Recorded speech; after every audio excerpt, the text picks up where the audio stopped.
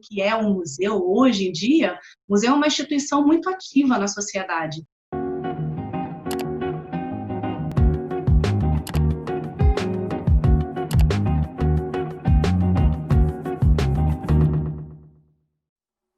A palavra museu, na verdade, ela vem do grego, museion, e significa o Templo das Musas. As musas são filhas da deusa Mnemosine, que é a deusa da memória. São as protetoras das artes, e no seu templo, com as danças e músicas e narrativas delas, elas acalmavam a alma dos pensadores da época. Esse Templo das Musas, né, ele remete a uma instituição em que havia não somente a parte de objetos que eram doados, que chegavam dos despojos, né, de guerra, mas também havia toda uma parte voltada para as artes. Desde a parte de música até a parte de biblioteca, que já existia também, uma das mais conhecidas é a Biblioteca de Alexandria.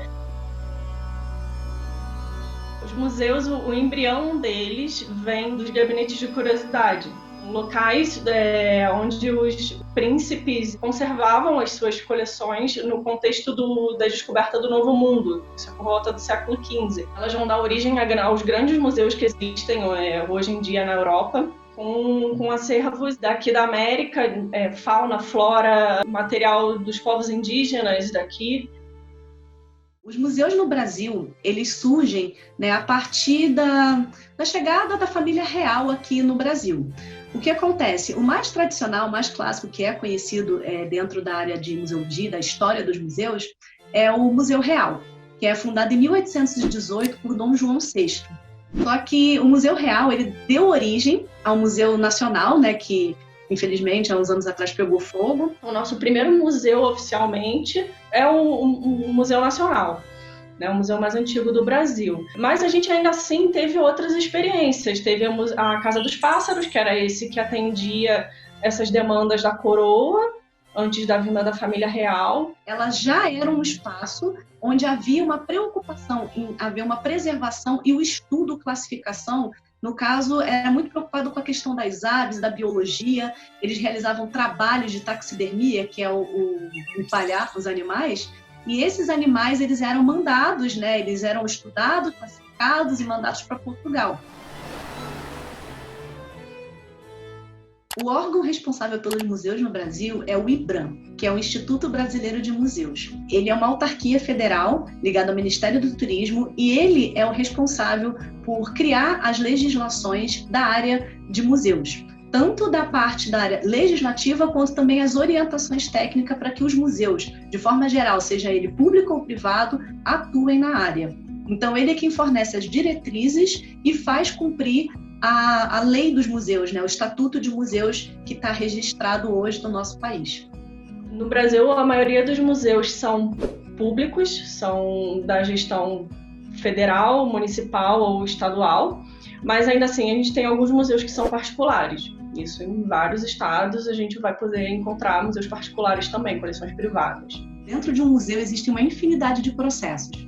Um museu ele é uma instituição que não somente expõe, mas também realiza pesquisas, ele realiza catalogação, a conservação e toda a parte de também ações educativas. O museu é muito mais do que só um prédio. São espaços muito complexos, fora toda a parte também administrativa, né? Porque as pessoas precisam de um lugarzinho para trabalhar, fazer contato, ligar, telefone, computador e tal.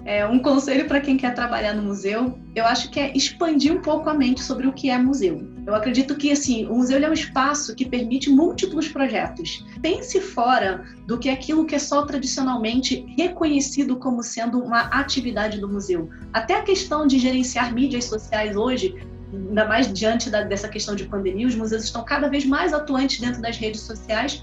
Agora, os museus estão precisando muito de pessoas, por exemplo, que tenham conhecimento de ferramentas nas áreas de redes sociais, a parte de edição de vídeo, a parte de realizar publicações, né, de realizar eventos online. Então, a dica que eu posso dar para quem quer trabalhar no museu, ou para quem até já trabalha no museu, é expandir as áreas e os conhecimentos.